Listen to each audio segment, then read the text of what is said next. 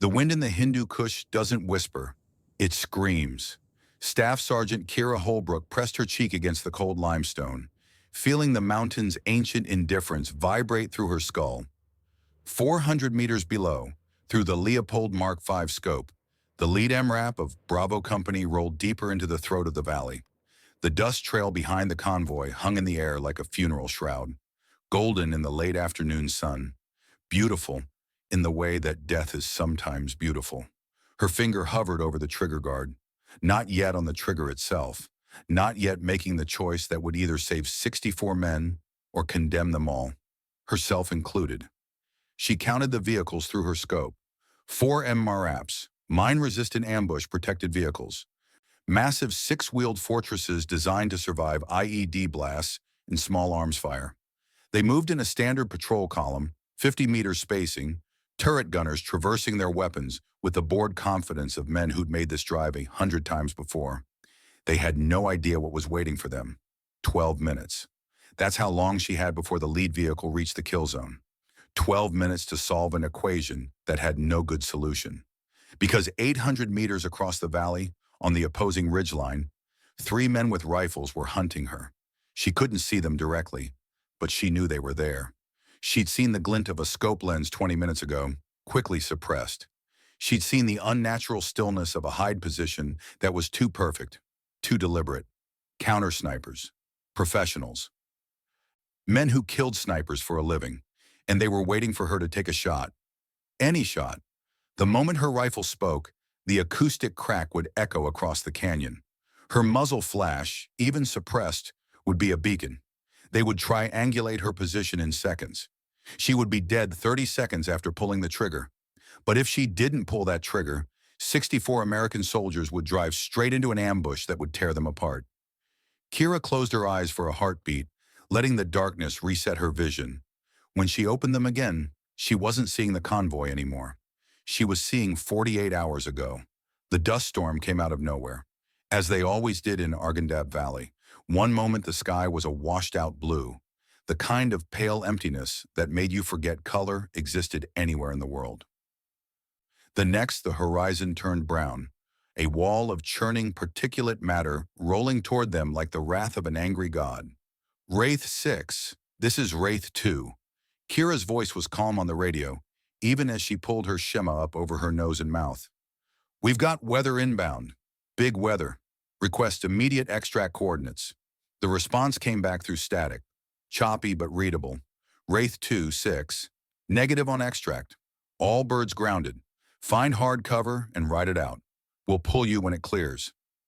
Master Sergeant Garrett Ashford, call sign Wraith 6, was 30 meters ahead of her on the goat trail.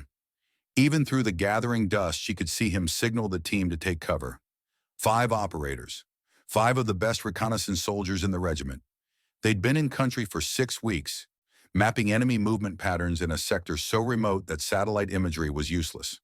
The brass wanted boots on ground, eyes on target, old-fashioned reconnaissance, the kind that won wars before drones and thermal imaging. Garrett Ashford was 62 years old. He'd been doing this longer than Kira had been alive. 237 confirmed kills over 4 decades of service. A legend in the sniper community. The man who'd trained her. The man who'd trained her brother.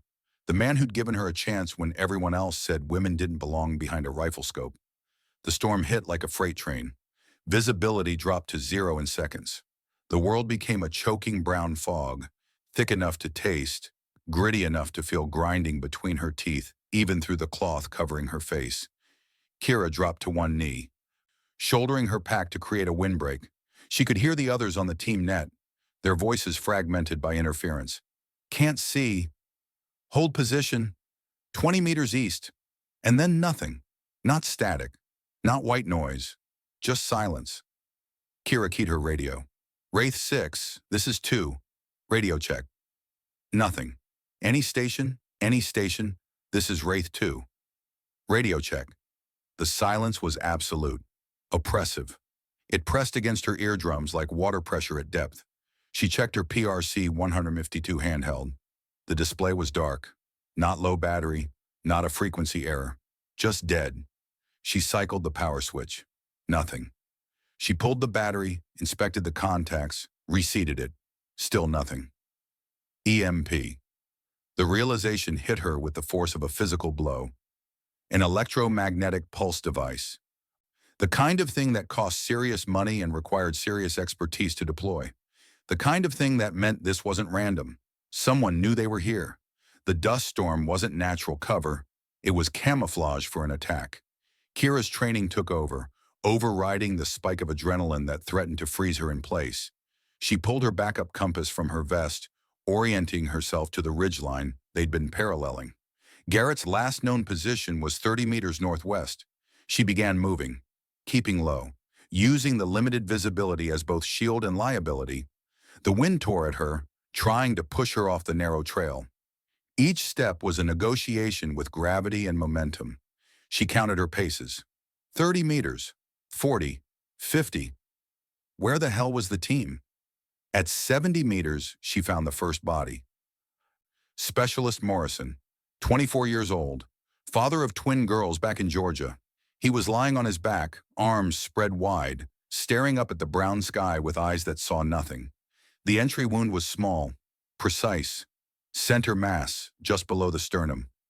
Sniper shot, professional work. Kira dropped beside him, checking for a pulse she knew wouldn't be there. Morrison's rifle was still slung across his chest. He hadn't even had time to unsling it. She moved on, every sense screaming warnings. The dust was thinning now, the worst of the storm passing as quickly as it had arrived. Visibility extended to 50 meters, then 100. She found Corporal Jenkins next, then Sergeant Briggs, both dead, both killed with single shots from distance, executed with cold precision while blind and choking in the storm. 4 operators, 3 bodies. The team was gone. She was alone, except for Garrett. She found him at the base of a boulder cluster, partially shielded from the wind. He was alive, but barely. The shot had taken him low, punching through the gap between his plate carrier and his belt. Femoral artery. The ground beneath him was dark with blood. Too much blood. The kind of blood loss that meant minutes, not hours. Kira slid into cover beside him, her hands already moving to apply pressure to the wound. Garrett, stay with me. I've got you. His eyes opened, pale blue against dust-caked skin. For a moment, he didn't seem to recognize her. Then focus returned, sharp and clear, despite the blood loss. Kira. His voice was a rasp, wet at the edges. They knew. They knew we were coming. Don't talk. Save your strength. She was ripping open a pressure bandage, her fingers working with the muscle memory of 100 training iterations. But even as she worked, she could see the truth. The blood wasn't slowing. The wound was too deep. The damage too catastrophic. No tourniquet was going to fix this. Garrett grabbed her wrist with surprising strength. Listen to me. No time. He coughed and blood flecked his lips. This valley. Kira. This valley. What about it? 3 years ago. Your brother, Colton. He died here. Same valley. Same kind of ambush. Same precision. The words hit her like shrapnel. Colton, her brother, her twin, the other half of her soul, torn away in August 2009. She'd been told it was a routine patrol that went wrong. Taliban fighters. Bad luck. The fog of war. Not an ambush. Not like this. Garrett, what are you saying? Someone's been using this valley. His grip tightened on her wrist. Urgent now. Professional. Foreign fighters. They set traps here. Wait for high-value targets. Colton's patrol. They walked into the same thing. Same playbook. His free hand fumbled at his chest rig, trying to reach the M2010 sniper rifle slung across his back. My rifle. Take it. Stop talking like that. Medevac is coming. No birds. You know that. She did know. The EMP had killed their communications. The storm had grounded air support. Help wasn't coming. Not in time. Garrett managed to unsling the rifle. The effort cost him. She could see the light fading from his eyes with each passing second. But his hands were steady as he pressed the weapon into her arms. The rifle was a thing of lethal beauty, a Remington M2010 enhanced sniper rifle, customized with a Leopold Mark V HD scope, Atlas bipod, and a suppressor that looked like it had been handcrafted by someone who understood that tools of death could also be works of art. The stock was worn smooth by years of use, marked with tiny notches, 237 of them. 237 lives ended at distance. 237 decisions made and executed with professional detachment. 238. Garrett's voice was barely a whisper now. 238 is yours. Make it count. I can't. I'm not ready. You're more than ready. You see things, Kira. Terrain, angles, patterns. You see what's not there. Just like your father taught you. Just like I taught you. His eyes were losing focus, the pale blue fading to gray. There's something in this valley. Something big. I saw positions before we got hit. Hides. Fighting positions. Professional work. It's an ambush. Waiting for someone. Who? Anyone. Everyone. They're patient. They'll wait for the right target. His hand released her wrist, fell to the ground beside him. Warn them. Whoever comes next. You have to warn them. The rest of the sentence died with him. Kira knelt there for 10 seconds, watching the life drain from a man who had been more than a mentor, more than a commander. Garrett Ashford had trained her and Colton together, had pushed them harder than anyone else in the regiment, had believed in their capability when the old guard brass still thought women didn't belong behind a rifle scope. He had been the closest thing to a father she'd had since Warren Holbrook died in a mine collapse in 2006. Now Garrett was gone too. 3 men who had shaped her, all of them in the ground. Kira reached out and closed his eyes. Then she took the rifle. The weight of it settled across her shoulders like a mantle, like a crown she hadn't asked for and didn't want. 237 confirmed kills, and the ghost of the man who made them. She left the bodies where they lay. Moving them was impossible. Calling for extract was impossible. The radios were dead. The storm had scattered them across a kilometer of hostile terrain. And somewhere out there, the people who had killed them were still hunting. She was alone in the mountains with enemies she couldn't see and a warning she couldn't deliver. But she could move. She could climb. She could find high ground and figure out what the hell was going on. Kira began to climb. The memory of her father came to her on the 3rd hour of the ascent. Warren Holbrook, mining engineer.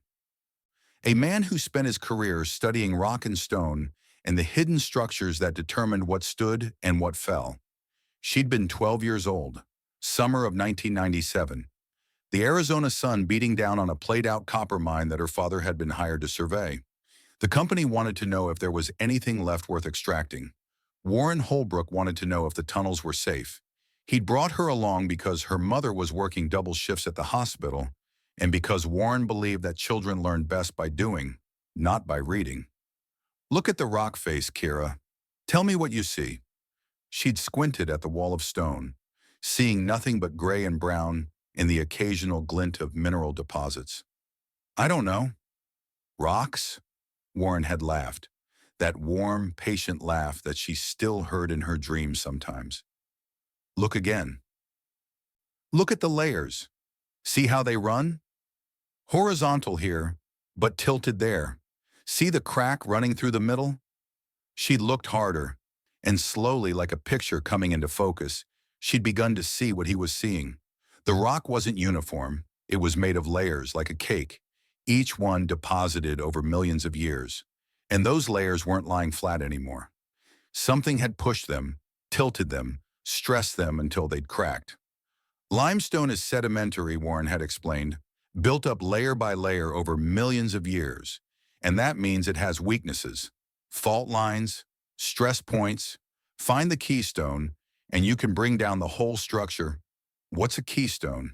The piece that holds everything else in place. Remove it, and gravity does the rest. He'd shown her how to read the rock face that day, how to spot the places where the stone wanted to fail, where nature was waiting for the right push to let gravity do its work. 2 years later, he was dead. A mine shaft collapsed in Nevada. The investigation found that someone had missed the signs, had failed to see the fault line running through the ceiling.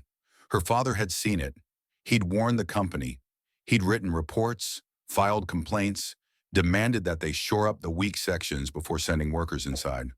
But the bosses wanted production over safety. They'd overruled him, sent the workers in anyway. Warren Holbrook died because people didn't listen to experts. Colton joined the army a month after the funeral. Kira followed him 6 months later. They'd both been running from the guilt of surviving, from the weight of knowledge that should have saved a life but didn't. Now, climbing alone in the Hindu Kush, Kira carried that knowledge with her, the ability to read stone, to see what others couldn't see, to find the weakness that would bring everything crashing down. She'd never imagined she'd use it like this. The ridgeline was a knife edge of limestone and shale, thrust up by tectonic violence millions of years ago and weathered down by wind and time. Kira moved along it with the patience of stone, every step calculated, every shift of weight considered. She was exhausted. The climb had taken 6 hours, most of it spent in a controlled scramble across terrain that would kill her if she made one mistake. Her hands were raw inside her gloves. Her shoulders ached from the weight of her pack and Garrett's rifle. The wound on her ribs where she'd scraped against a rock ledge during the climb. Burned with every breath. Cracked ribs, probably. Maybe broken. It didn't matter. Pain was just information. Information could be ignored. But she was high now. Higher than anything else in the valley. Higher than the enemy, if they were still below. She found a hide position just before sunset. A natural depression in the rock, overhung by a limestone shelf. It offered concealment from above and a commanding view of the valley floor 300 feet below. She arranged her ghillie suit, wove in local vegetation, and settled in to wait. The valley revealed itself slowly as the light faded and her eyes adjusted. It was beautiful in a stark and terrible way. The Arghandab River cut through the center, a thin ribbon of muddy brown water flanked by struggling vegetation. The valley walls rose on both sides, jagged and hostile, painted in shades of gray and tan and the deep purple of shadow. And on the southern slope, barely visible even with her scope, were the signs Garrett had died trying to warn her about. Kira glassed the terrain with methodical precision, working a grid pattern. At first she saw nothing, just rocks and scrub brush and the occasional scraggly tree clinging to life in the harsh soil. Then her eye caught something wrong, a shadow that fell at the incorrect angle for the sun's position. She adjusted her scope's focus, cranking the magnification to 20 power. There, beneath what looked like a natural pile of rocks, she saw the faint sheen of thermal blankets. Mylar, the cheap kind used in survival kits, effective at masking heat signatures from aerial drones. Someone had draped them over a position and then covered them with dirt and loose stone. It was a hide, a fighting position, and it wasn't alone. Kira began to map the ambush site with the cold precision of a surgeon examining a tumor. Position 1, 400 meters down the valley floor, just past a hairpin turn in the road, a DSHK 12.7mm heavy machine gun, Soviet era but maintained with care. The weapon was capable of punching through the armor of an MRAP at this range. It was positioned to fire straight down the road, creating a fatal funnel where vehicles would be forced to slow for the turn. Position 2, 300 meters to the east, elevated 30 feet above the road, an RPG team. 3 men dug into spider holes with overhead cover. Their angle was perfect for a top-down shot on vehicle roofs, where the armor was thinnest. Position 3, another RPG team on the western slope, mirroring the first. Position 4, a third RPG team further back, covering the rear of any convoy that entered the kill zone. Position 5, a fourth RPG team, insurance against anyone trying to reverse out. It was an L-shaped ambush, textbook perfect, executed with professional discipline. The DSHK would stop the lead vehicle. The RPGs would destroy the rest. Anyone who survived the initial volley would be cut down by small arms fire from the spider holes. It was a meat grinder, a kill box, a carefully engineered death trap, and it was waiting for someone. Kira pulled back from her scope, processing what she'd seen. This wasn't a hasty ambush thrown together by local fighters. This was planned, coordinated, supplied. The thermal blankets alone suggested funding and training beyond what local Taliban cells possessed. Garrett's last words echoed in her mind. Foreign fighters, professionals. She was looking at the work of men who killed for a living. Men who did it very, very well. The same men who had killed Colton 3 years ago. The question was, who were they waiting for now?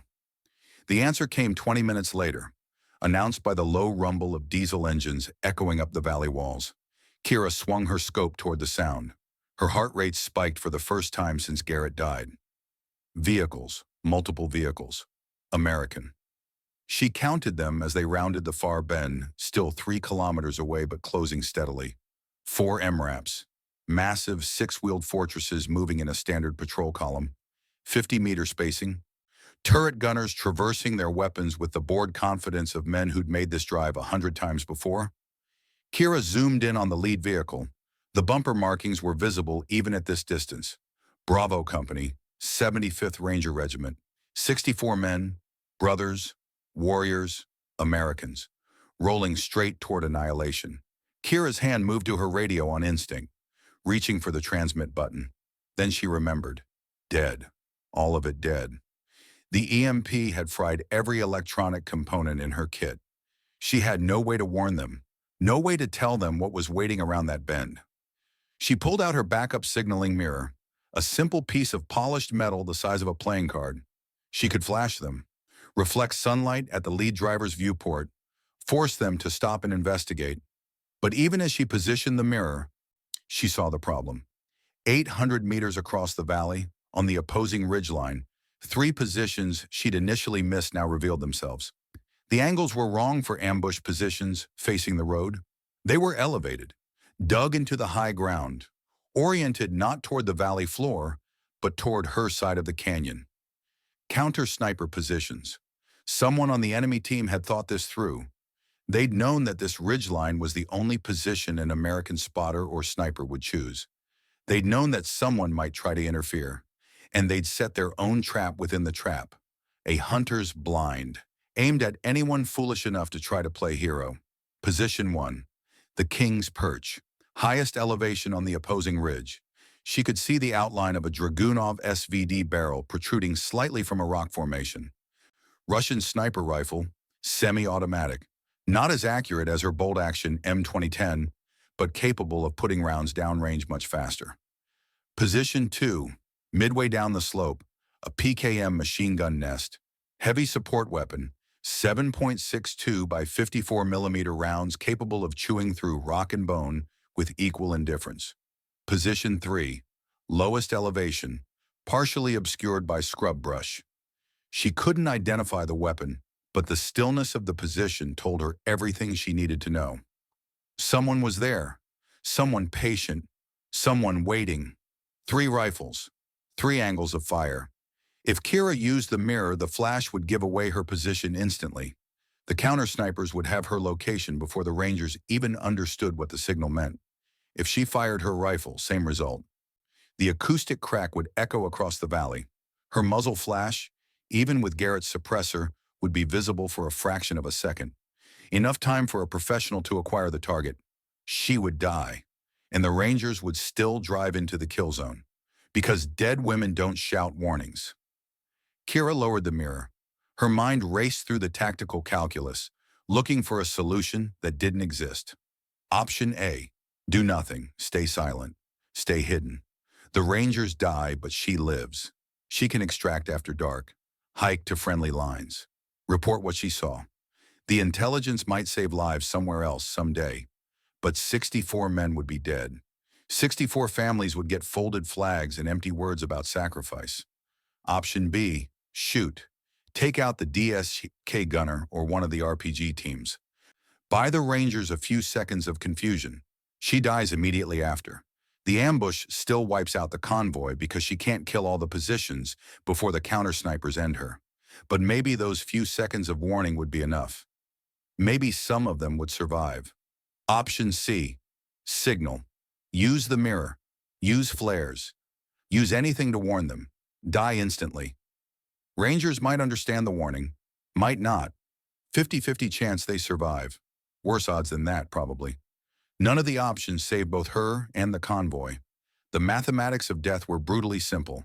64 lives on one side of the equation, 1 life on the other. There was no solution that balanced, except Kira looked through the scope again, this time ignoring the ambush positions. Ignoring the approaching convoy, she looked at the terrain itself. And her father's voice came back to her. Find the keystone, and you can bring down the whole structure. Above the DSHK position, the valley wall bulged outward in a pregnant slope of limestone and loose shale. The rock face wasn't solid, it was layered, held together by friction and gravity and the single jutting spur of stone at its base, a keystone, and tucked into a fissure directly beneath that keystone, barely visible even with magnification, were stacked wooden crates. Old Soviet ammunition boxes, repurposed. The stenciled Cyrillic markings were faded but readable. 152mm artillery shells. Kira's breath caught. The enemy had stockpiled their resupply cache directly under a geological time bomb.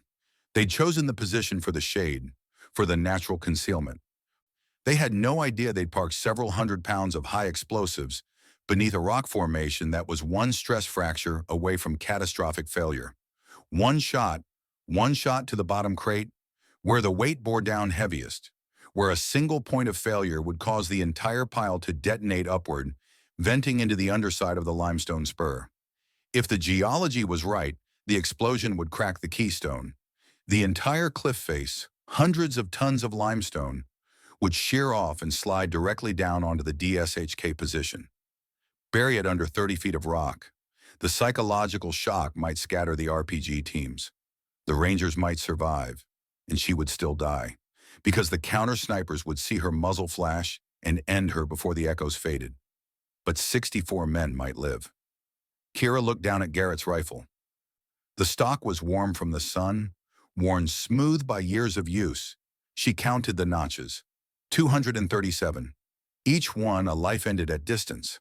A decision made and executed with professional detachment. Garrett had been good at that. The detachment, the cold calculus. He'd told her once that the secret to being a great sniper was learning to stop seeing targets as people. You saw them as problems to solve, equations to balance. Kira had never been good at that part. She'd never stopped seeing the faces, never stopped wondering about the lives attached to the crosshairs. It was why some of the instructors at sniper school had doubted her, had questioned whether she had the temperament for the work. But she'd passed anyway, because when the mission required it, when the math demanded it, she could make the shot. She could live with the faces afterward. She wondered if she could live with her own face afterward. Probably not, because she wouldn't be alive to try. The convoy was 2 kilometers out now. She could see details through the scope. The turret gunner in the lead vehicle was young, early 20s, lean frame, the look of someone who'd been in country long enough to stop eating regularly. He was scanning his sector with professional attention, weapon ready, eyes alert. He had no idea that 400 meters ahead, a DSHK was tracking his vehicle with mechanical patience. He looked exactly like Colton. Not literally, the features were different. But the age, the build, the way he moved with the unconscious confidence of youth that didn't truly believe death was possible. Colton had moved like that. Right up until the moment an RPG tore through his vehicle and ended him in fire and shrapnel. Kira felt something break open in her chest, a wound she'd thought was scarred over, but had only been buried. Not again. Never again. She chambered around. The bolt slid forward with smooth mechanical precision. The 220-grain bullet seated itself in the chamber, ready to fly, ready to become the 238th notch on Garrett's rifle, or a miss that cost everything. The convoy was closing. 12 minutes until they reached the kill zone. 12 minutes to make an impossible shot. 12 minutes to decide if one life was worth 64. Kira settled her cheek against the stock, welded herself to the weapon, found her breathing rhythm. 4 seconds in, hold 4, 4 seconds out. The heartbeat of someone who kills from a distance and lives with it afterward, if there was an afterward. 238, Garrett, she whispered to the empty air, to the ghost of her mentor, to the brother who died in this same valley 3 years ago, to the father who taught her to read the bones of the earth. I'm going to make it count. The wind shifted, and somewhere across the valley, a radio crackled to life. The counter-snipers were waiting. Kira could feel their patience across 800 meters of empty air. 3 rifles, 3 angles of death, All of them pointed at her side of the valley. She had mapped their positions, knew exactly where they were hiding, knew exactly how fast they would kill her the moment she pulled the trigger, but knowing didn't change anything. The convoy was 1,500 meters from the kill zone now. The dust trail behind the vehicles rose like a signal flare, marking their path toward death. 11 minutes. 11 minutes until 64 men drove into a wall of fire. Kira's finger rested against the trigger guard. Not on the trigger itself. Not yet. She had seen death before, had dealt it from distances that made the act feel almost abstract. A squeeze of the trigger, a distant figure falling, the mathematics of ballistics and wind and gravity resolving into a body that stopped moving. But this was different. This wasn't killing from safety. This was trading her life for theirs. A transaction written in blood and measured in heartbeats. Was she ready for that? The question felt almost absurd. She was a soldier. She had signed up knowing that death was part of the contract. Every deployment was a roll of the dice. Every patrol was a step closer to the bullet with your name on it. But there was a difference between accepting risk and choosing certainty. Pulling that trigger meant choosing to die. The wind shifted. A gust from the east pushed against her ghillie suit, ruffling the vegetation she'd woven into the camouflage netting. She adjusted her position slightly, keeping the rifle stable against the limestone shelf that served as her firing platform. And that's when she heard it. Static. Faint at first, barely audible above the wind, but unmistakable. Her radio was alive.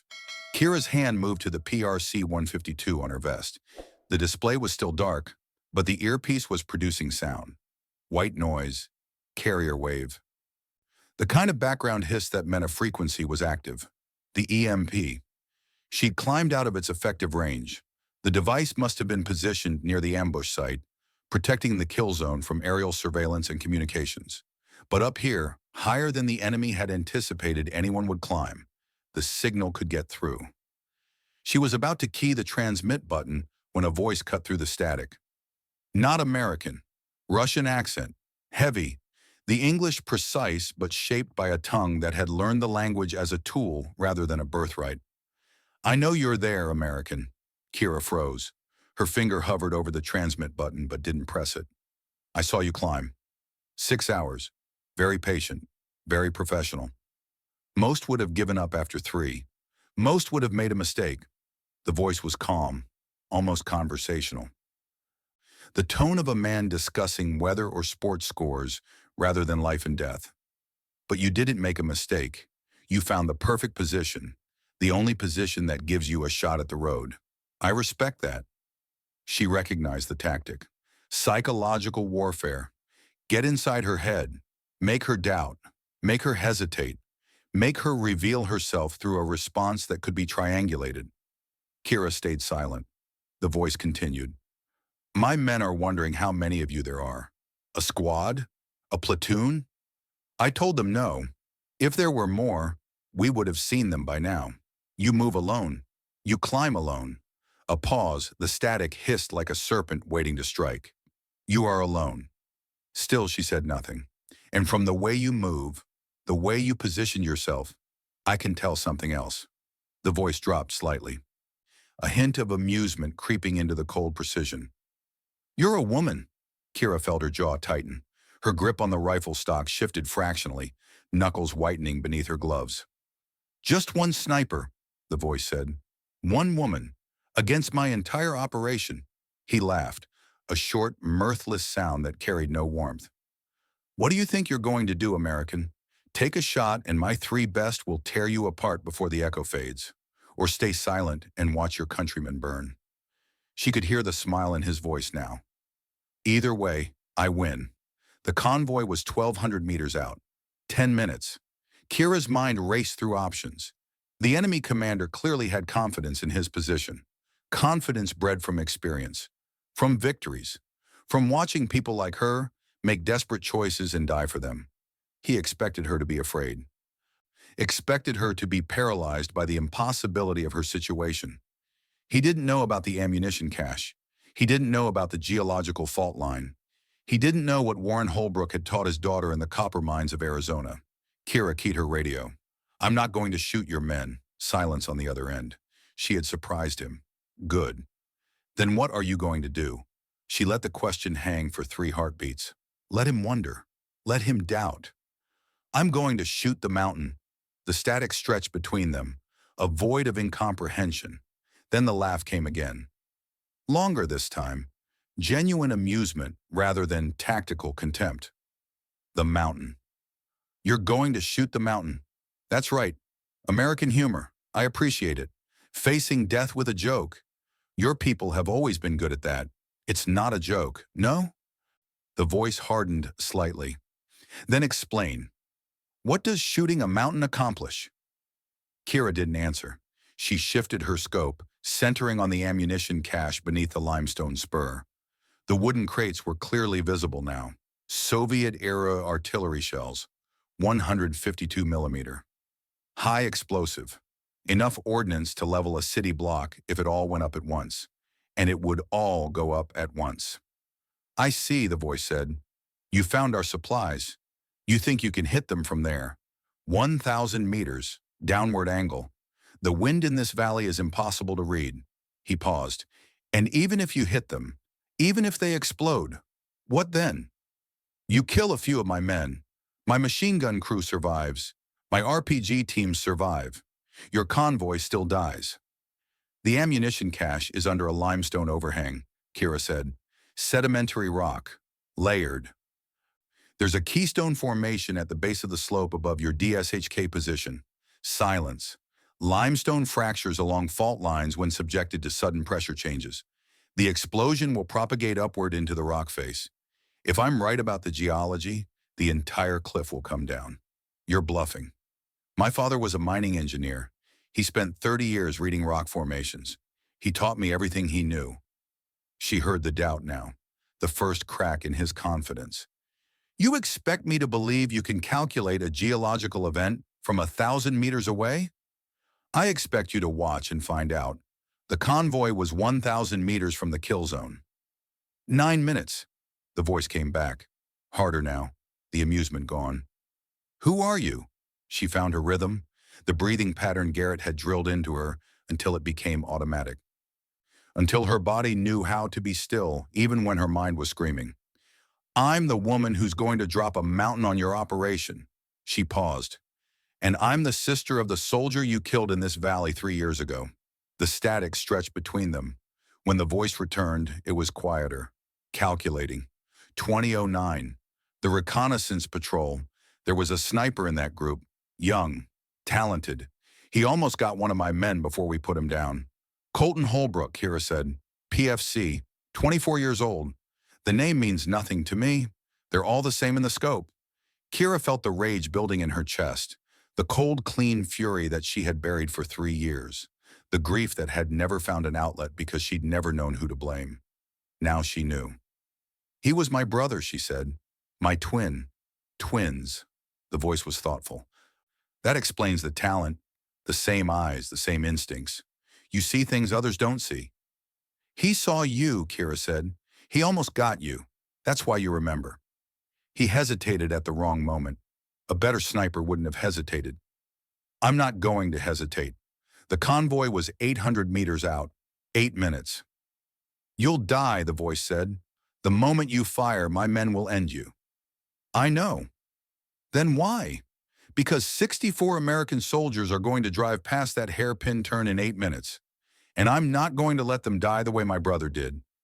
Noble. Foolish, but noble. Not noble, Kira said. Mathematics. She adjusted her scope, made the final calculations. Range 1,000 meters. Angle 28 degrees down. Wind 8 to 10 miles per hour left to right at mid-valley.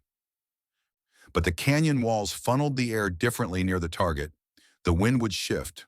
5 miles per hour right to left at the impact point. A switching wind. The nightmare scenario for long-range shooting. She'd have to hold off target by hand. Use the reticle markings to compensate for drift that could push the bullet 3 feet off course. The target wasn't large. The bottom crate. Where the weight bore down heaviest. Where a single impact would cause sympathetic detonation of the entire stack. Miss and the bullet would spark harmlessly off stone. The counter-snipers would kill her. The Rangers would die. Hit, and everything depended on whether her father had taught her well enough, whether limestone behaved the way he'd explained, whether geology would cooperate with her desperate gamble. "You're really going to do this," the voice said. "Yes, for strangers, for men you've never met, for the same reason my brother would have done it, the same reason my father spent his life trying to make mine safer, because some things are worth dying for." The convoy was 600 meters out, 7 minutes.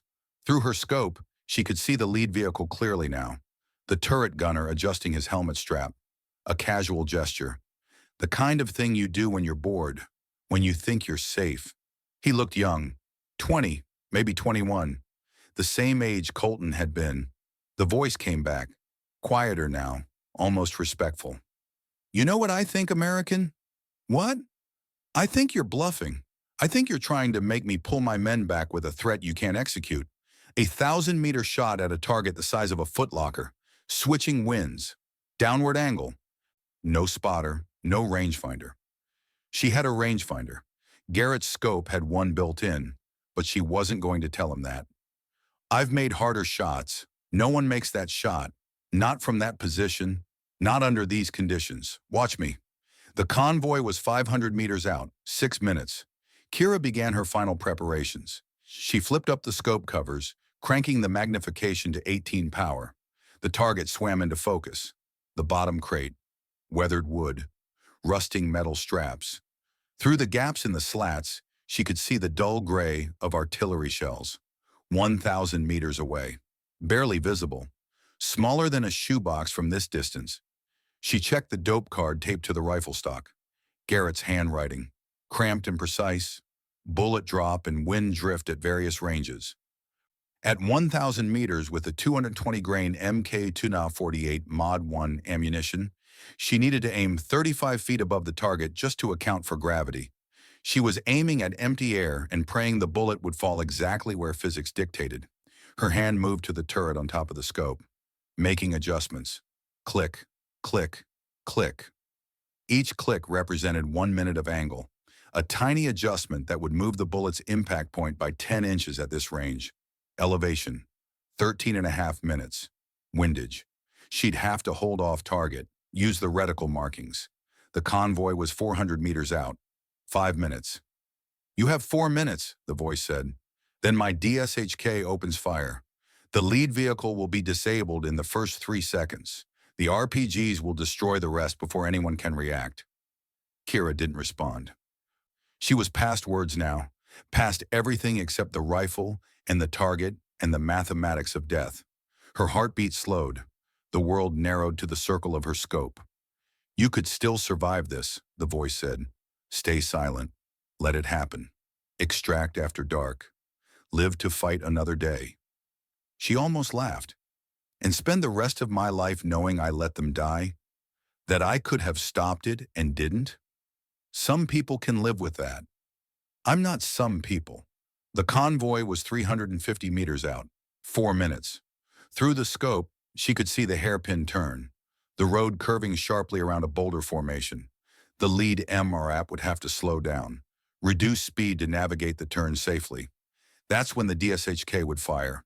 The heavy 12.7 millimeter rounds would punch through the engine block, disable the vehicle, turn it into a stationary target for the RPGs waiting on the flanks.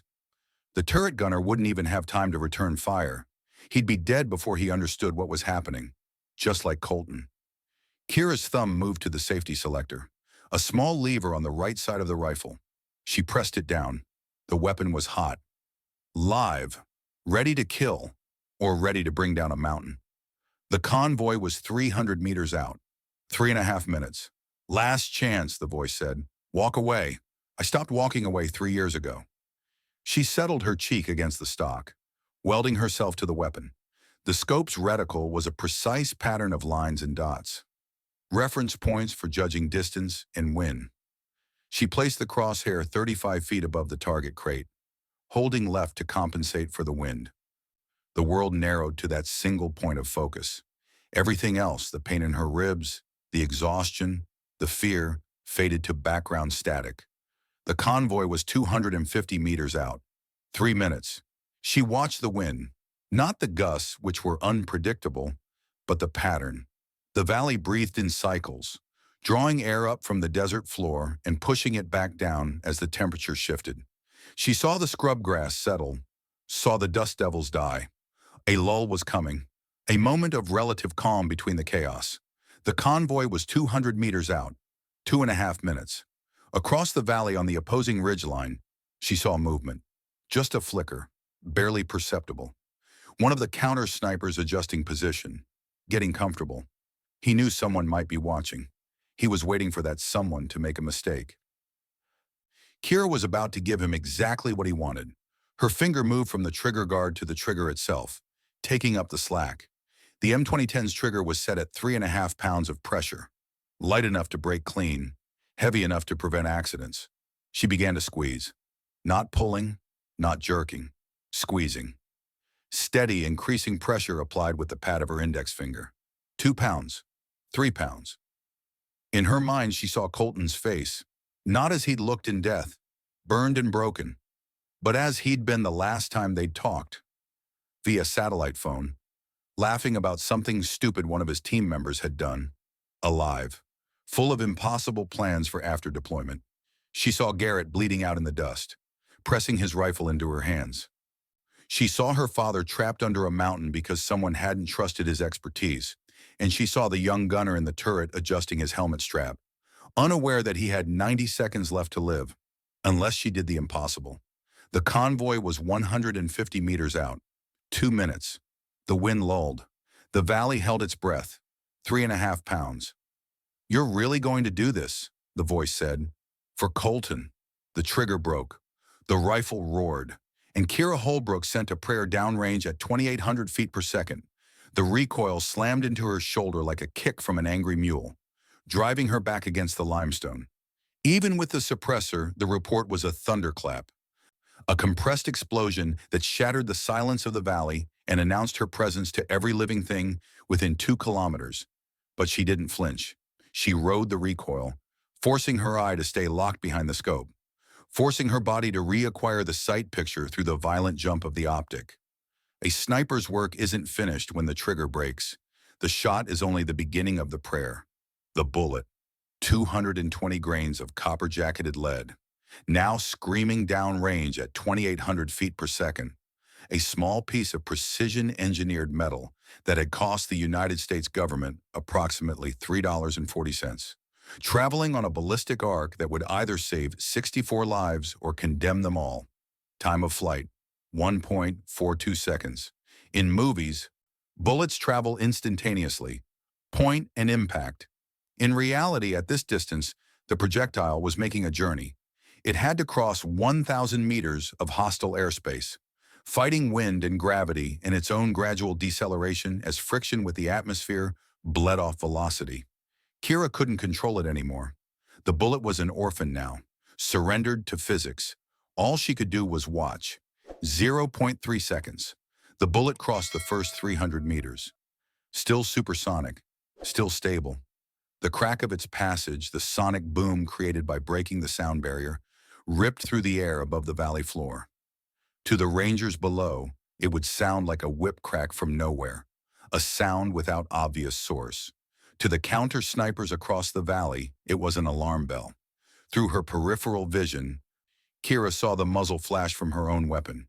It was brief, barely a flicker. But in the shadows of the mountain, it stood out like a spotlight. Her position was compromised. The only question now was how fast the enemy would react. 0.7 seconds. The bullet reached the chaotic mid-valley airstream, where the wind conditions she'd tried to calculate became reality. The crosswinds hit it, shoving the projectile laterally. Kira had held left, compensating for the drift. But wind was never uniform. It gusted and swirled, channeled by the canyon walls into turbulent eddies that could push a bullet 3 feet off course. Through the scope, she could see the heat mirage boiling off the rocks, the visual distortion that marked the invisible rivers of air. The bullet was in there now, being buffeted. Its perfect arc degrading into something more chaotic. Push, she thought. Push back. Damn you, push. As if answering her will, a blast of hot air rose from the valley floor. a thermal updraft caused by the sun-baked rocks releasing their stored heat. It slammed into the side of the tiny projectile, shoving it back toward the center line of her aim, 1.1 seconds. The bullet began its terminal descent, dropping below the sound barrier, starting to destabilize slightly as the aerodynamics changed. It had lost velocity, lost perfection, but it was still on path, still falling toward the target with the inevitability of gravity. Kira's sight picture stabilized. She could see clearly now, could see the target area in sharp detail. The wooden crate, weathered, ancient, packed with enough explosive power to level a city block. 1.42 seconds. Impact. The bullet didn't just hit the crate, it annihilated it. The heavy 220-grain projectile, still carrying over 2,000 foot-pounds of kinetic energy, punched through the wooden slats like they were wet paper. It tunneled through the packing material inside, straw and burlap preserved by the dry climate, and struck the nose of a 152-millimeter artillery shell. For a microsecond, nothing happened. The bullet's copper jacket peeled away, the lead core deformed, and the friction generated by the impact created a point of heat hotter than the surface of the sun. Then the universe caught fire. The explosion wasn't a fireball, not at first. It was a flash of white light so intense that Kira's scope optic automatically darkened. The protective coatings struggling to save her retina from permanent damage. The light bloomed from deep within the fissure, expanding faster than thought, a sphere of superheated gas and pressure that had nowhere to go but up. The stack of crates didn't burn, it detonated. All of them, at once, a sympathetic explosion that turned several hundred pounds of Soviet-era ordnance into a shaped charge aimed directly at the roof of the fissure. Through the scope, Kira saw the limestone spur, the keystone her father had taught her to recognize. It lifted off its seat, just an inch, maybe two, suspended on a cushion of explosive force, held aloft for a frozen moment while physics decided what came next. Then gravity reclaimed it. The spur slammed back down, but the stone had already failed. The shock wave from below had propagated through the layered sedimentary rock, finding every fault line, every stress fracture, every weakness accumulated over millions of years. The limestone didn't crack, it shattered. The sound reached Kira a moment later, not the sharp crack of the explosion, but something deeper, more fundamental, a grinding roar that vibrated through the mountain itself, transmitted through solid rock into her chest, her bones, her teeth. It was the sound of the earth screaming. The cliff face above the DSHK position groaned, tilted, and then sheared off. Hundreds of tons of limestone, shale, loose scree, all of it began to slide, gathering speed, transforming from solid matter into a fluid wave of destruction. Kira watched through the scope as the landslide poured down the canyon wall like a waterfall of stone. Boulders the size of cars tumbled end over end. Smaller rocks filled the spaces between, creating a churning mass that buried everything in its path. The DSHK position disappeared, not destroyed, erased. The depression where the crew had dug in became a tomb, filled instantly with 30 feet of debris, the thermal blankets, the camouflage, the men, the weapon. All of it vanished beneath the crushing weight of the mountain. The landslide didn't stop there. Momentum carried it further, spilling down onto the road itself, creating a massive natural barricade just 50 meters in front of the lead Ranger vehicle. Through the scope, Kira saw brake lights flare bright red. The convoy slammed to a halt, tires locked, metal screaming against asphalt. The lead MRAP stopped so close to the debris field that dust billowed over its hood. For 3 seconds, the valley held its breath. Then the chaos began. On the flanks, the RPG teams reacted, but not with discipline, not with the coordinated professionalism they'd shown in setting up the ambush. They reacted with panic. Kira traversed her scope, scanning the positions she'd identified earlier. One of the fighters had abandoned his hide entirely, standing upright, staring at the massive dust cloud that now obscured half the valley. His RPG launcher hung forgotten at his side. He was screaming something, pointing at the rock slide. Another team was scrambling out of their spider hole, dragging their weapons, fleeing up the slope away from the road. They'd watched a mountain fall on their comrades. Whatever training they'd received, whatever discipline they'd maintained, it was gone now. Replaced by the primal animal fear of being crushed by forces beyond comprehension. Kira allowed herself one moment of savage satisfaction. Target suppressed. The DSHK was gone. The ambush was broken. The Rangers were alive. And then the rock next to her head exploded.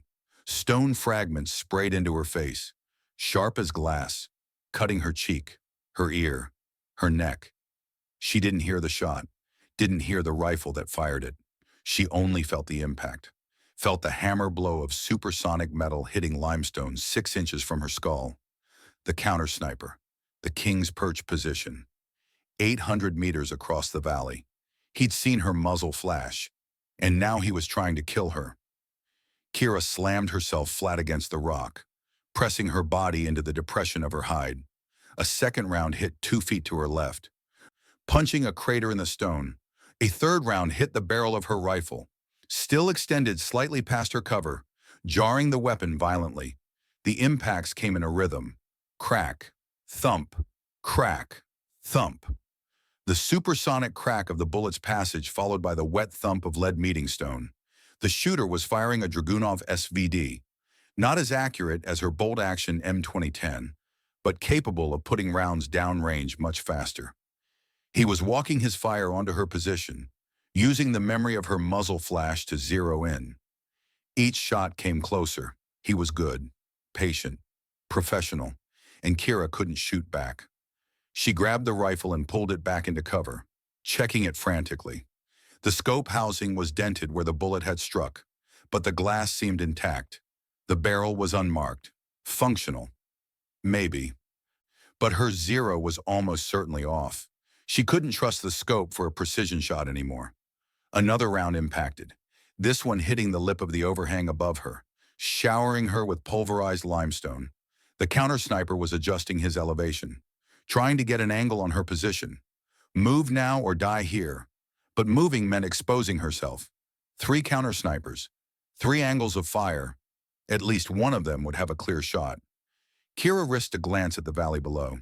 Through the settling dust, she could see the Ranger convoy reacting. Turrets traversing, weapon systems coming online. They were scanning for threats, trying to understand what had just happened. But they weren't looking up. They were focused on the road, on the obvious danger zones. They hadn't identified the counter-sniper positions yet. She had to warn them, had to tell them where the real threat was. Kira reached for her radio, knowing it was her only chance. The static hissed in her ear, and the voice of the Wraith came through one final time. Impressive, American. You actually did it. You dropped a mountain. Kira didn't respond. She was too busy keying the frequency for the Ranger convoy. But it won't save you. My men are already adjusting. And you're out of miracles. The PKM opened fire from position 2, the heavy 7.62 rounds chewing up the mountainside in long traversing bursts. Rock exploded around her. Dust filled the air. The world became a storm of stone and metal. Kira pressed herself deeper into cover, trapped, wounded, out of options. But 64 men were alive below her, and that was worth everything. The PKM rounds tore through the air above Kira's head, a continuous stream of destruction that turned the limestone shelf into a killing field of ricochets and fragmentation. She pressed her body flat against the rock, making herself as small as possible, feeling each impact vibrate through the stone beneath her. Counting the seconds between bursts, the machine gunner was firing in controlled patterns, 3 to 5 second bursts. Professional technique, conserving ammunition while maintaining suppression. He wasn't trying to hit her directly. He was pinning her down, keeping her head below cover while the Dragunov shooter repositioned for the kill shot. Classic counter-sniper tactics. She had maybe 30 seconds before one of them found an angle that would end her. Kira's hand found her radio. The PRC-152 was still active. Still receiving. She could hear the confused chatter of the Ranger convoy below. Voices overlapping. Officers trying to establish what had happened. She keyed the transmit button. Highlander 6, this is Viper 1 actual. Check fire on Northern Ridge. Friendly position. Danger close. The response was immediate, sharp with confusion and adrenaline. Viper 1, this is Highlander. Authenticate. Who the hell are you, and how did you get on this net? Another burst from the PKM. Closer this time. Rock fragments peppered her back. She could feel warm blood trickling down her neck from the cuts on her face. Highlander, Viper 1 is Staff Sergeant Kira Holbrook, Wraith Recon Element. Call sign Viper 1. I have been tracking enemy complex ambush for the last 6 hours. You just drove into a kill zone, and I stopped it. Now I have 3 counter snipers trying to end me, and I need you to suppress Sector 7. Opposing ridge. High left. There was a pause. 2 seconds that felt like an hour. Kira could imagine the convoy commander processing the information, trying to decide if this was real or some kind of enemy deception, trying to reconcile the massive landslide blocking his route with the voice of a woman claiming to have caused it.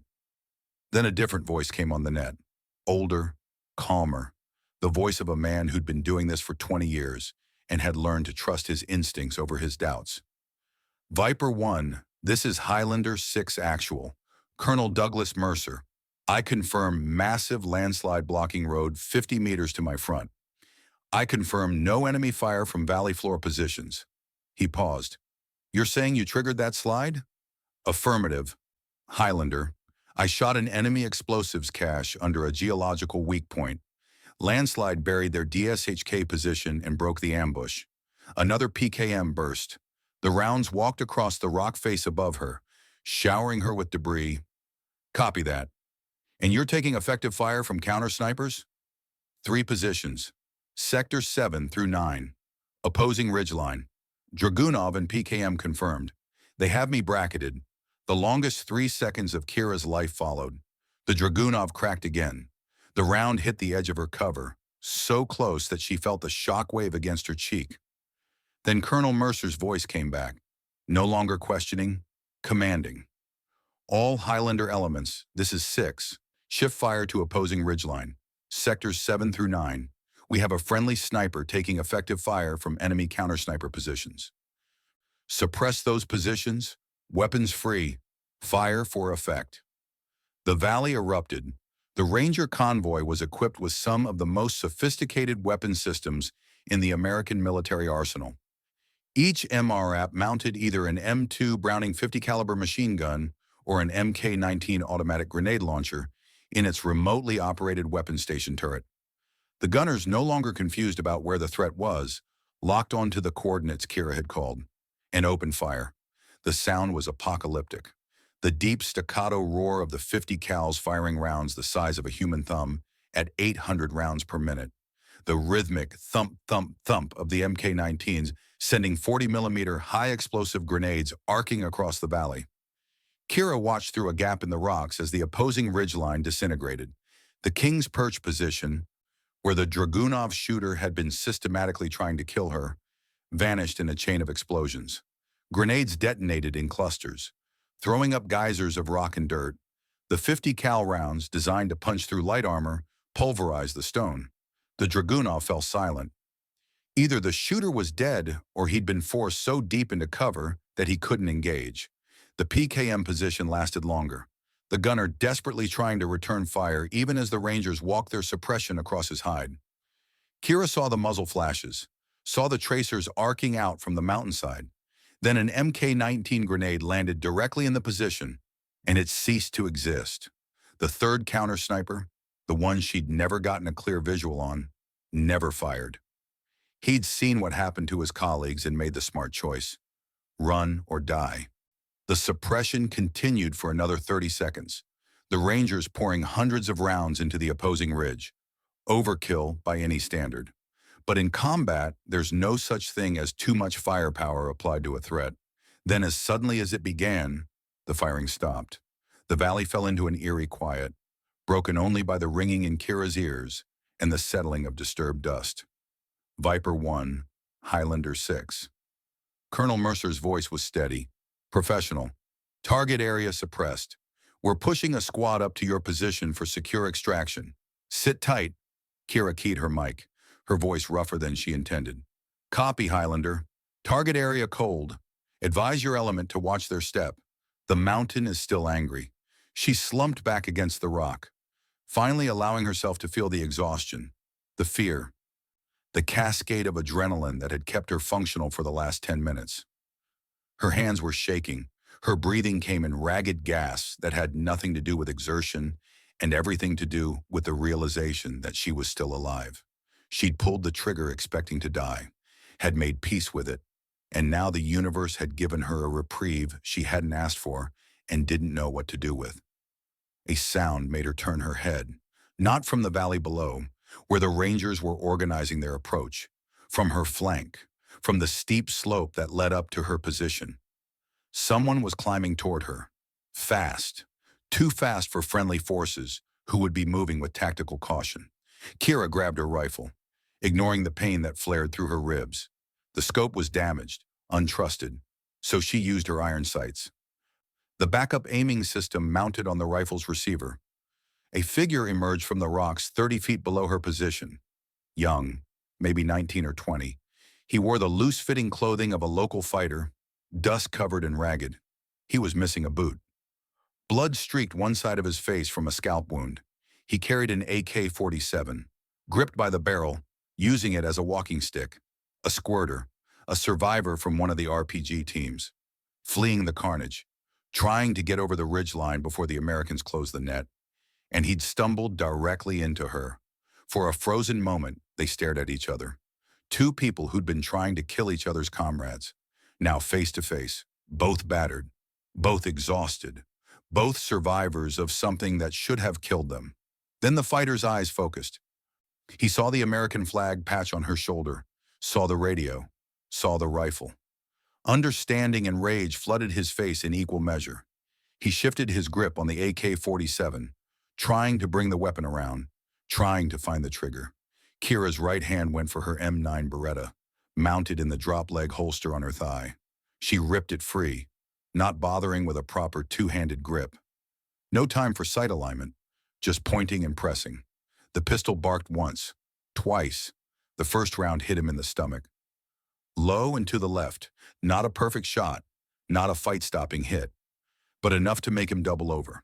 The second round went wide, sparking off the rock behind him as he stumbled forward. Kira tried to fire again. The trigger pulled, but nothing happened. She looked down and saw the problem. Stovepipe jam. The spent casing from her last shot had failed to eject properly, caught between the slide and the ejection port. The pistol was dead. The fighter was still coming, still alive, still angry.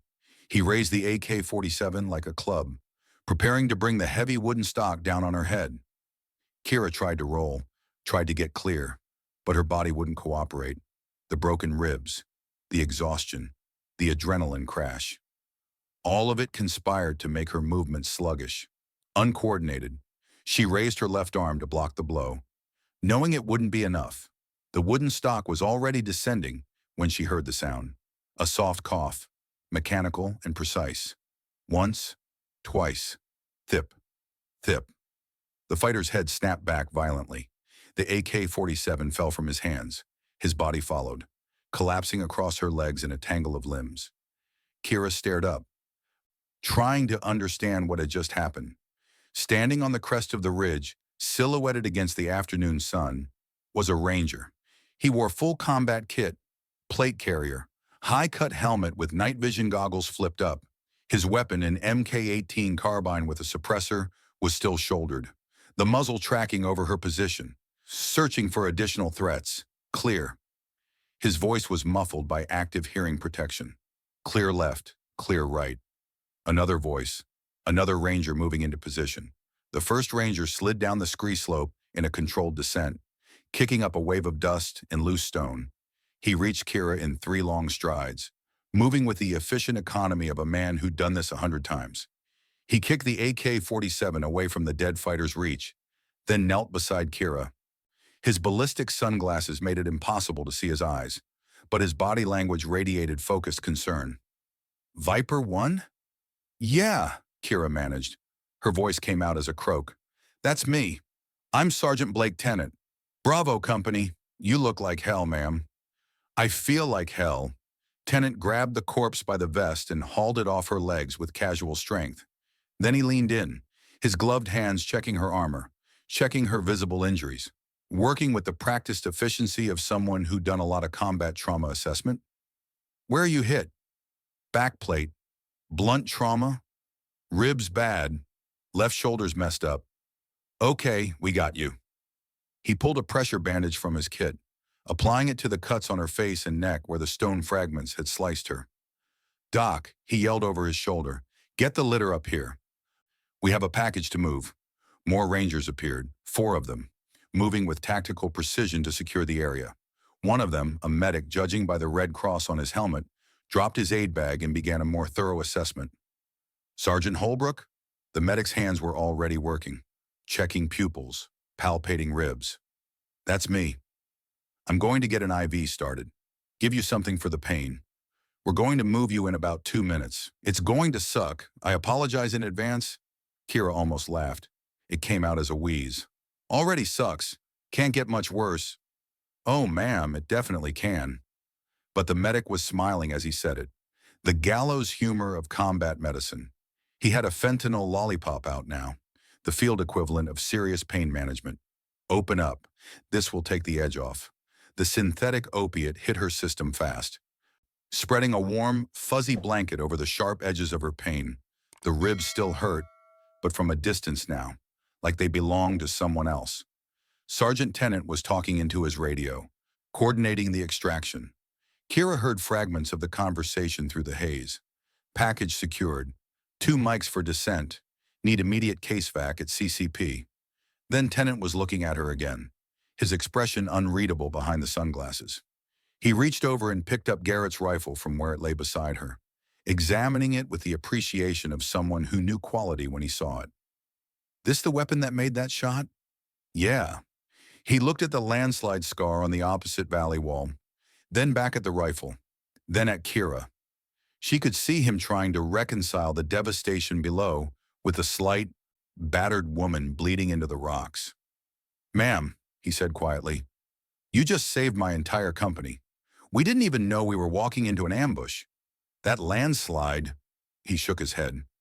We thought it was an earthquake or something. Then the counter-sniper started shooting and we figured it out. Just doing my job, Sergeant. Hell of a job. He handed her the rifle, making sure she could hold it. Colonel Mercer's going to want to talk to you personally. They strapped her into a sked litter, an orange plastic drag stretcher that wrapped around her body like a cocoon. The descent was exactly as bad as the medic had promised. Every bump, every slide over rough terrain. Each one sent fresh shock waves of agony through her broken ribs despite the fentanyl. But she was moving downward, toward friendly lines, toward safety. Alive against all odds and all expectations. The Rangers worked with coordinated efficiency, passing the litter hand to hand down the steep slope, calling out warnings about loose rock and drop-offs. Kira stared up at the sky, watching clouds drift past, her mind floating on the chemical tide of pain medication. She thought about Garrett bleeding out in the dust, pressing his rifle into her hands. 237 confirmed kills, he'd said. You make it 238. But she hadn't killed anyone with that shot. She'd killed the mountain, used geology and physics, and her father's long-ago lessons to turn terrain into a weapon. Did that count? Would Garrett have approved? She'd never know. But she'd saved 64 men. That had to be enough. The slope flattened out. The jolting stopped. They'd reached the valley floor. Kira turned her head, ignoring the medic's instructions to stay still, and saw the convoy. The 4 MRAPs were positioned in a defensive perimeter, turrets scanning outward. Rangers moved with purpose, securing the area, checking the ambush positions, making sure the threat was truly neutralized. The litter came to rest in the shade of the lead vehicle. Someone had set up a casualty collection point here, medical supplies laid out on a tarp. The medic was already establishing another IV line, hanging a bag of saline from a makeshift stand. And walking toward her, removing his sunglasses, was a man in his mid-40s with a weathered face and the bearing of someone who'd been doing this longer than most of the Rangers in his company had been alive. Colonel Douglas Mercer knelt beside the litter. Up close, she could see the lines around his eyes, the gray starting to thread through his high and tight haircut, The quiet competence of a career officer who'd earned his rank the hard way. Viper 1. It wasn't a question. Staff Sergeant Kira Holbrook, sir. 2nd Recon. Colonel Douglas Mercer. Bravo Company Commander. He studied her for a long moment. My boys were blind, Sergeant. Completely blind. We had no idea what we were rolling into. Intelligence said this sector was clear. Intelligence was wrong, sir. Yeah, I'm getting that. He gestured at the massive pile of debris blocking the road. That landslide. That was you.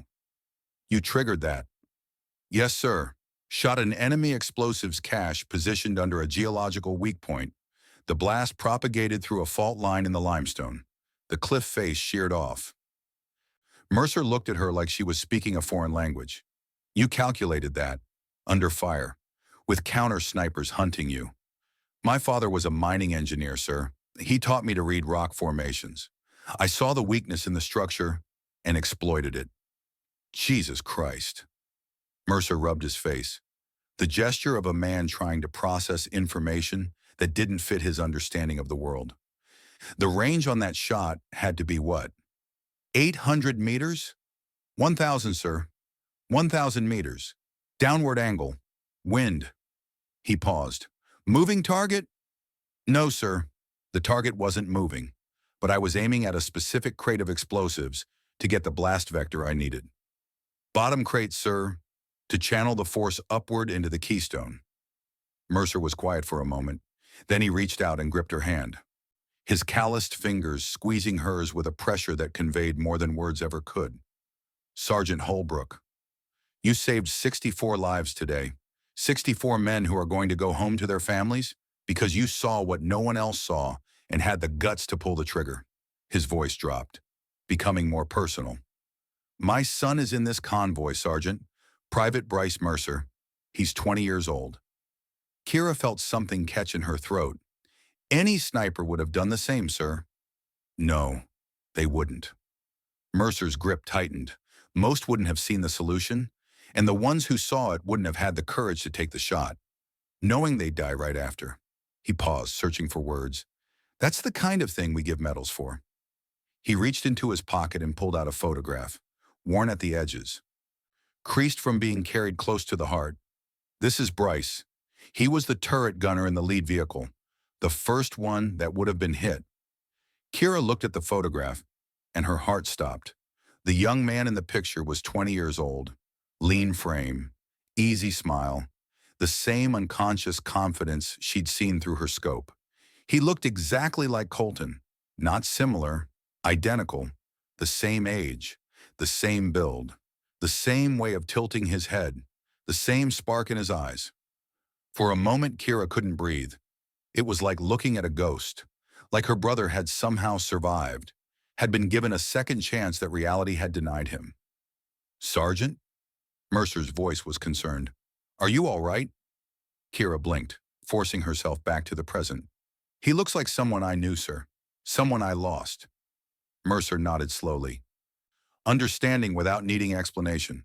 His mother died when he was 12. Cancer. He's all I have left. Everything I've done in this career, every mission, every sacrifice, it was all so I could give him a future. He tucked the photograph back into his pocket. You gave him that future today, Sergeant. You gave me my son. Kira felt the tears building behind her eyes, the grief she'd carried for 3 years mixing with something she hadn't felt in a long time. Hope. I couldn't save my brother, sir. He died in this valley. 3 years ago. Same kind of ambush. Mercer's expression shifted. Recognition dawning. The 2009 patrol. I read the after-action report. 5 KIA. No survivors. One of them was my twin. PFC Colton Holbrook. Mercer was silent for a long moment. You came back here, to the place that killed your brother. And you saved the men who would have died the same way he did. Yes, sir. He shook his head slowly. That's not courage, Sergeant. That's something else entirely.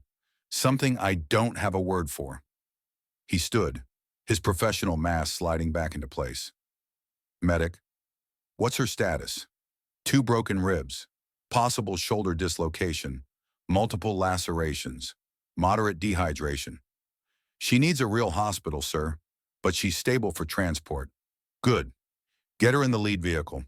We're moving RTB and 5 mics. I want this convoy out of this valley before anyone else decides to take a shot at us. He looked down at Kira one more time. We've got you now, Sergeant. Rest. They lifted the litter, carrying her toward the massive MR app. As they loaded her into the vehicle's interior, Kira saw a young ranger approaching. He'd removed his helmet.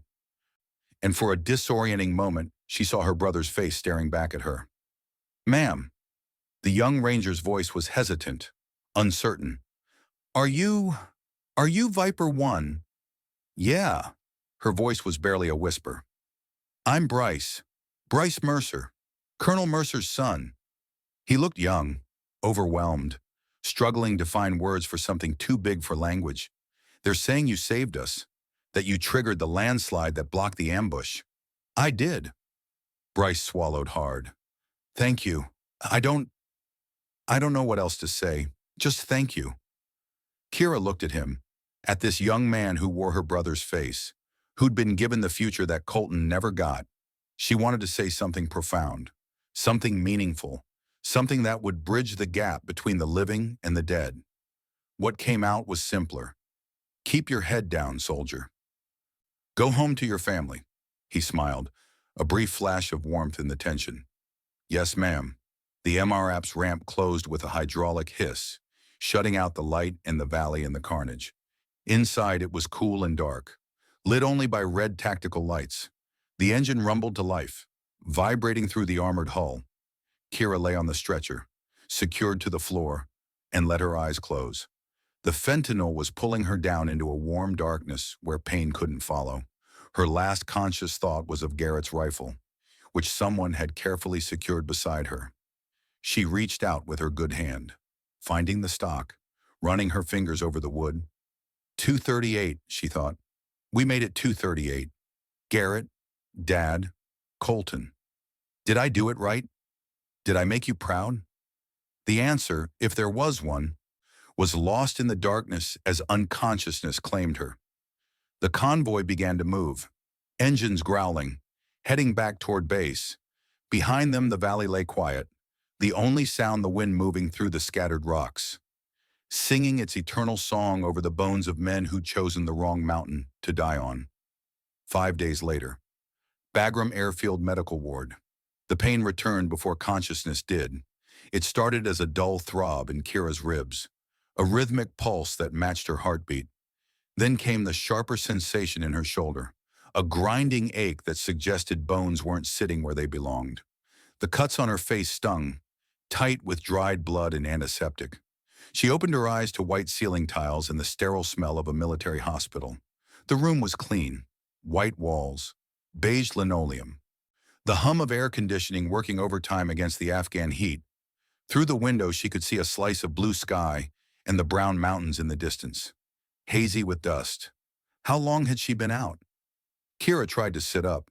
Her body vetoed the decision immediately. She settled for turning her head, taking inventory of her situation. Her left arm was immobilized in a sling. Her ribs were wrapped in compression bandaging so tight that each breath was a negotiation. An IV line ran into her right arm. On the table beside the bed sat a collection of items that hadn't been there when she'd passed out. Challenge coins from various Ranger units, a hand-carved wooden plaque with Bravo Company's insignia, a folded American flag, and Garrett's rifle, carefully cleaned and oiled, propped against the wall where she could see it. The door opened. Colonel Douglas Mercer walked in, out of uniform, wearing civilian clothes. He carried a small cardboard box under one arm. Sergeant Holbrook. He set the box on the table. How are you feeling? Like I got hit by a truck, sir.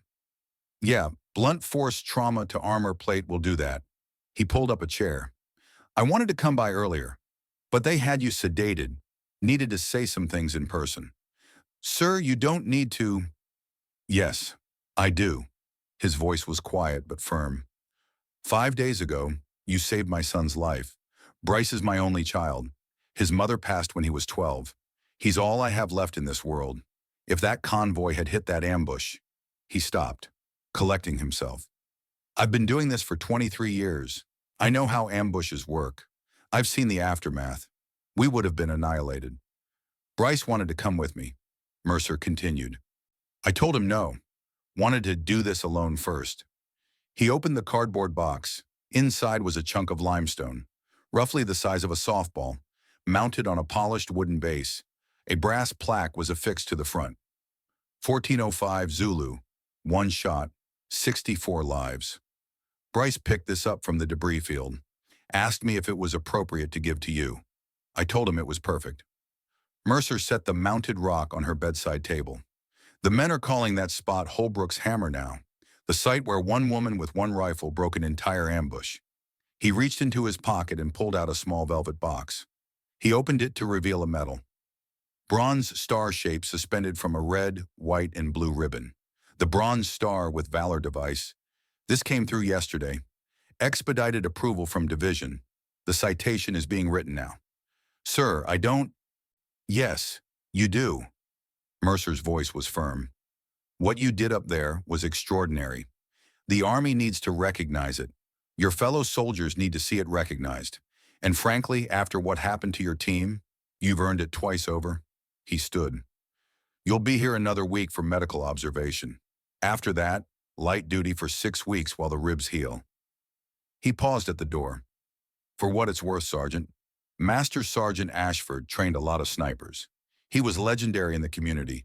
The fact that he gave you his rifle, that he trusted you with his legacy, that tells me everything I need to know about your capability. After Mercer left, Kira lay back against the pillow, staring at Garrett's rifle. 237 notches in the stock. She'd added the 238th herself, with her KA bar knife. During the convoy ride back to base, carved it deep into the wood before unconsciousness took her. But it felt different from the others. She hadn't killed a person with that shot. She'd killed a mountain. And in doing so, she'd saved 64 lives. Maybe that was better. Maybe that was exactly what Garrett had meant when he said make it count. 18 months later. Fort Benning, Georgia. February 2014. The Advanced Sniper Course had been Garrett Ashford's domain for a decade. Now it was Kira's. The classroom held 32 students, representing various Army units, a few Marines, even 2 Air Force Special Tactics operators. They sat at long tables, field notebooks open, every eye locked on the instructor at the front of the room. Sergeant First Class Kira Holbrook stood beside a rifle mounted on a display stand, Garrett's M2010. Cleaned and oiled, looking exactly as it had the day he'd pressed it into her hands in the dust. This rifle, she said, her voice carrying to the back of the room without shouting, has 238 confirmed kills. 237 were made by Master Sergeant Garrett Ashford over 20 years of service. She paused, making eye contact with several students. 6 of them were women, a record number for this course. They sat straighter when she looked at them, understanding without words what her presence meant. He was one of the finest snipers this country has ever produced. The 238th kill was mine. I made that shot in Arghandab Valley, August 2012. Range 1,000 meters. Target a Soviet-era explosives cache positioned beneath an unstable geological formation. The goal wasn't to kill the enemy directly. It was to weaponize the terrain itself. She pulled up a presentation on the screen behind her.